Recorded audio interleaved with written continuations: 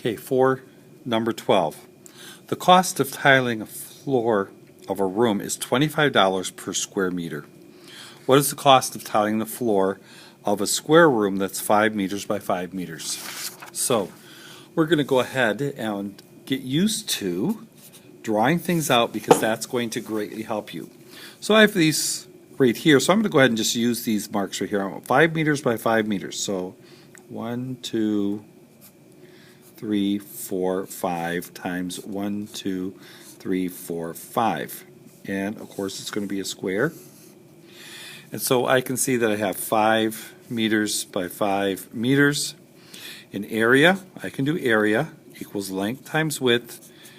Put parentheses for length, parentheses for width.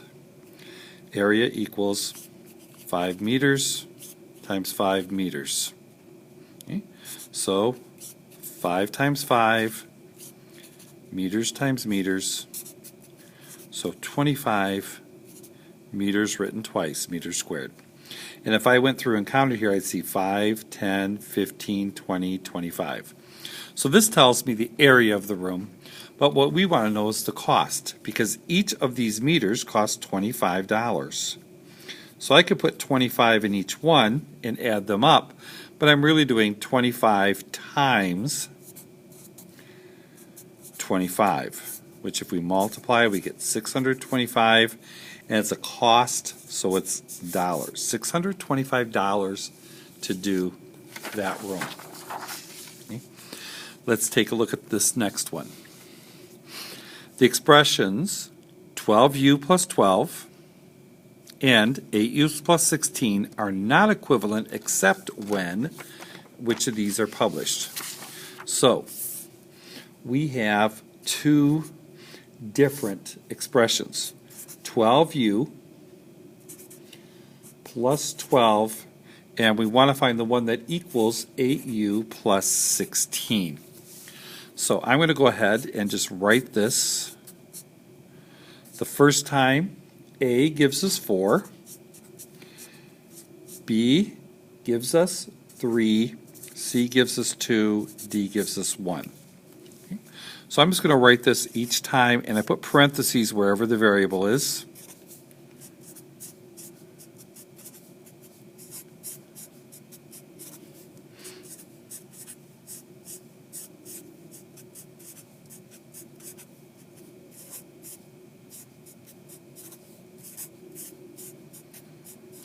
And now I'm going to plug in these numbers.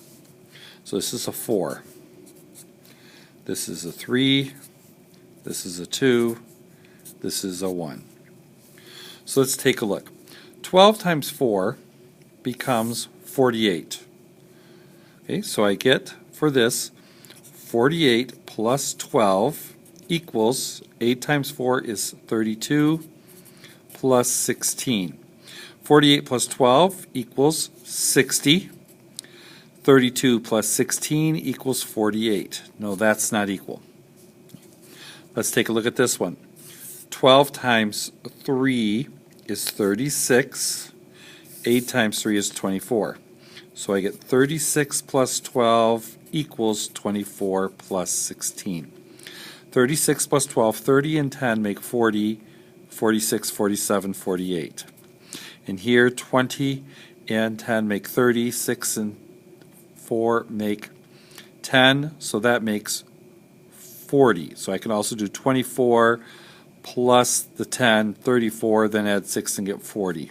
And those are not equal. Here I get 24 plus 12, and that 16 plus 16. So 24 and 12, that gives us 36, and 20, and then this equals 12. 20, 12 would be 32, and that's not equal. Here, 12, so I have 12 plus 12, and this becomes 8 times 1 is 8 plus 16. So 12 plus 12 is 24, 8 plus 16 is 24. That's the one that works. 1 can go in to separate for that. Let's take a look at number 14. Thomas has a laptop with 500 gigabyte hard drive. He also has 4 flash drives, each with the same capacity. The total disk space on the hard drive in all 4 flash drives is 628 gigabytes. The equation below can be used to determine the value of D, the capacity of each flash drive. 500 plus 4 times D equals 628. What is the capacity of each flash drive? So we're going to do this first of all with the equation. So we have 500 plus 4 times D equals 628. And we're going to go ahead and just get the solution to this. Draw our line here to separate. And we can make this 4 times D. I'm going to write that a little differently. I'm going to put just 4D equals 628. Then I subtract 500 from both sides. So once I subtract 500 from both sides, I get 4D equals 128. And then divide both sides by 4. So D, 128 divided by 4, goes in there 3 times, 12, and 8. 4 goes in there twice, 32. D is 32, so we can see our answer is going to be C, 32 gigabytes. Students can also do this graphically. They can say they know the whole thing is 628, and they're going to have 500, and then they're going to have 4 of these flash drives. So they know these 4 have to be 128, and then of course they do 128 divided by 4 again to find 32 for each one.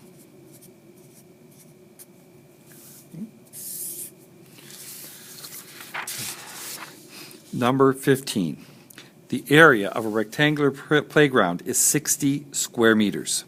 If the length of the playground is 12 meters, then the width W can be represented by the following equation. 12W equals 60. What is the width of the playground? So we have 12W equals 60. We have an equation. Draw our line. Once again, this means 12 times W, and we use the inverse operation. So we divide both sides by the same number. And since we want to get the variable by itself, we divide by 12. Because 12 over 12 is 1. 1 times W gives us just what W equals. And 60 divided by 12 is 5. So W is going to equal 5. So the width of the playground is going to be 5 meters.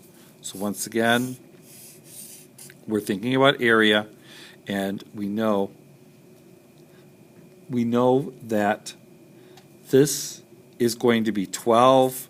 12 times something is going to be 60.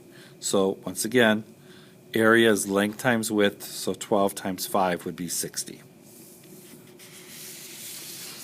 Okay, for our last one, Emma has $60.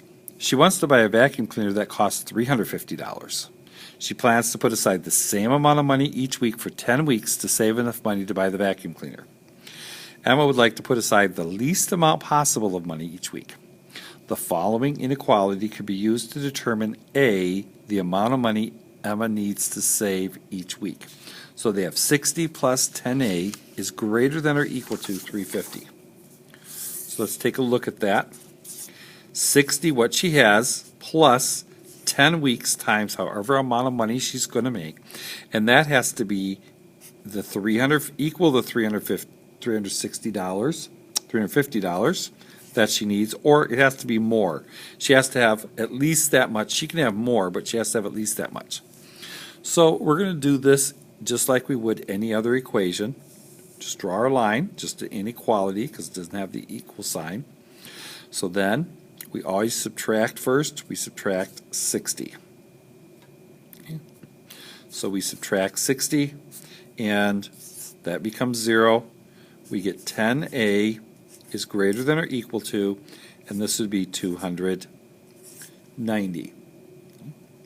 So now on the equation, remember whatever we do to one side we do to the other. This is 10 times A, So the opposite of times, the inverse is divide. We divide both sides by 10. So that cancels to just A has to be greater than or equal to 29 over 1, which is 29. So she has to have $29 or more than $29. So if we take a look, we can see that 3 of these are more than $29, but she wants to put the least amount. So she puts in $30 a week. She will have the right amount.